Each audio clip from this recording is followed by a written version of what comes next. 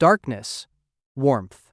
Then suddenly you're gasping, choking on your first breath of cold forest air as you tumble out of your mother into a nest of twisted branches and dead leaves. Your 250-pound mother is standing over you, her massive body blocking out what little moonlight filters through the canopy above. She's breathing heavy, grunting low warnings to anything stupid enough to approach her birthing mound. This fortress of vegetation took her 3 days to build, ripping up saplings with her teeth, dragging branches twice her length, all while carrying you and your 5 siblings in her belly. You weigh maybe 2 pounds, soaking wet, which you are, covered in birth fluids, and already shivering in the April night air. Your legs are toothpicks. Your snout is soft as pudding. Those racing stripes running down your body make you look like a piece of butterscotch candy that learned to walk, except there's nobody here thinking you're cute. Your mother's already losing interest. She gives you one investigative sniff, shoves you toward her milk with her snout, and starts scanning the darkness for threats. You've been alive for 3 minutes, and she's already over it.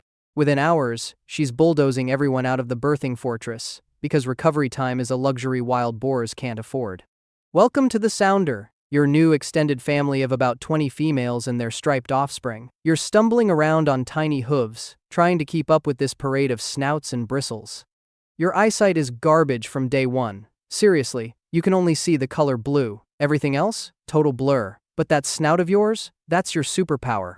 You can smell a mushroom buried 3 feet underground or detect your cousin's mood from 50 yards away. Your first few weeks are basically one long buffet line behind mom.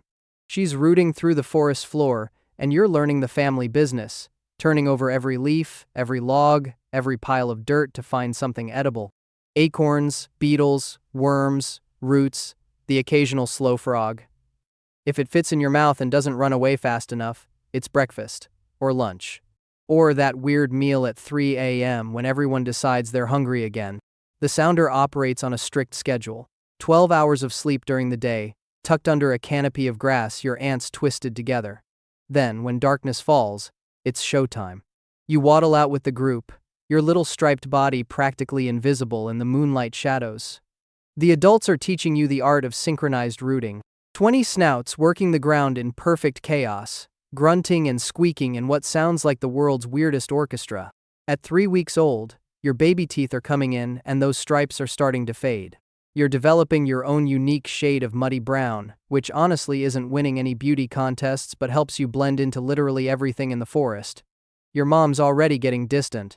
She'll defend you if something major happens. But that whole nurturing thing? Yeah, that expired faster than gas station sushi. By the time you hit 2 months, you discover the holy grail of wild boar existence, the wallow. Oh, the wallow. That perfect muddy pool where you can coat yourself in a thick layer of protective grime. You barrel into it with the enthusiasm of someone who just discovered air conditioning in the middle of summer. The mud cakes onto your skin, forming armor against bugs and sunburn. Plus, you smell absolutely fantastic afterwards. Well, fantastic by wild boar standards, which means you smell like a swamp monster that rolled through a compost heap. Your tusks start showing at 6 months, just tiny little nubs at first, but you're already practicing your sideways head swipes on your siblings. These play fights are getting serious. You're learning that everything in boar society comes down to who can shove harder. Want that choice mushroom? Better ram your brother out of the way. Prime wallowing spot? Time to throw your weight around. And you're getting hefty. By your first birthday, you're pushing close to 100 pounds of pure muscle and attitude. Suddenly you notice something changing in the sounder dynamics. If you're male, the older females start giving you the stink eye. Those playful shoves from your aunts are becoming less playful and more, get out of here before we make you. At 18 months, you and the other young males are basically getting evicted. No formal notice, just increasingly aggressive grunts and the occasional tusk swipe that says your time in the maternal paradise is over. You join up with 4 other rejected males, forming your own bachelor squad. You roam the forest together, testing each other constantly. Every meal becomes a competition. You develop a hierarchy based entirely on who can slam whom into trees the hardest. You're number 3 in the pecking order, which means you eat after 2 other boars, but before the 2 wimps below you. Democracy, this is not. Years pass in this brotherhood of testosterone and tusk fights. You're bulking up, developing that thick shoulder plate of skin that'll save your life in future battles. Your tusks are now legitimate weapons, curved and sharp enough to gut pretty much anything that annoys you. You've learned to hunt as a unit, taking down deer calves and raiding every food source the forest provides. But something's stirring in your brain around age 5. The bachelor life is getting old. Mating season hits you like a freight train of hormones. Suddenly, those female sounders you pass in the forest aren't just other boars anymore, they're potential kingdoms to conquer. You leave your bachelor group with zero ceremony. No goodbye party, no emotional farewells, just walking away mid-meal because you've got business to attend to. You find a sounder with an older male hanging around the edges. He's past his prime, maybe 8 years old, moving a bit slower than he used to. You approach with the confidence of someone who spends 5 years practicing combat with other idiots in the forest. The females watch from a distance, probably placing bets on how quickly this is going to end. The old male squares up, and suddenly you realize this isn't going to be the cakewalk you imagined. He might be older, but those tusks have 5 more years of growing than yours. The fight is brutal. You're using every dirty trick you learned in bachelor school. The shoulder slam, the tusk uppercut, the sideways head whip that can break ribs. He's got experience though, dodging your charges and landing hits exactly where your shoulder plate doesn't protect. 20 minutes later, you're limping away with your pride in tatters and a gash along your flank that'll leave a wicked scar, but you're not done. You spend the next 2 years trying different sounders, fighting different males, collecting scars like they're Pokemon cards. Win some, lose most, but each fight makes you meaner and smarter. Finally, at 7 years old, you defeat a male and claim his sounder.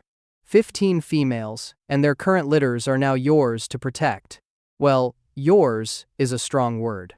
They tolerate your presence because you're currently the strongest idiot around. Your job? Stand guard while they feed, fight off any challengers, and mate when they're willing.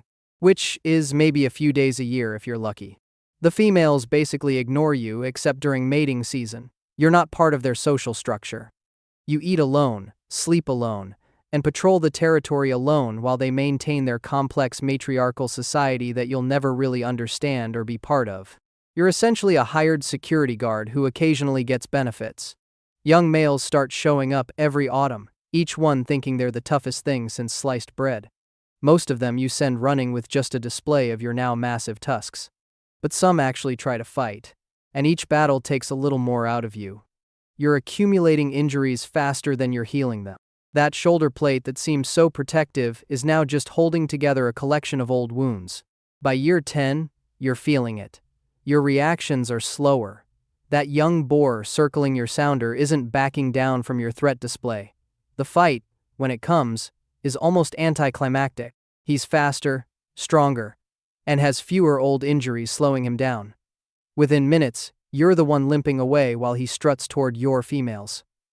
Former females. They don't even glance your direction as you leave. Now you're truly alone for the first time since leaving your birth sounder. No bachelor group to return to, no territory to patrol. You wander the forest like a bristly ghost, avoiding other boars and sleeping wherever exhaustion takes you. Your tusks keep growing, curving into ridiculous spirals that would be impressive if anyone was around to care. Winter hits hard. You're moving through the frozen forest, your worn hooves crunching through snow, searching for anything edible beneath the white blanket. Your legendary sense of smell picks up something nearby. You freeze. Then you hear it, the soft padding of paws in snow, multiple paws. The same wolves you used to chase away from your sounder. Except now they're looking at you like you're a limping buffet table. You square up for one last fight, tusks ready, remembering when you used to be the scariest thing in these woods. Then you slip on an acorn.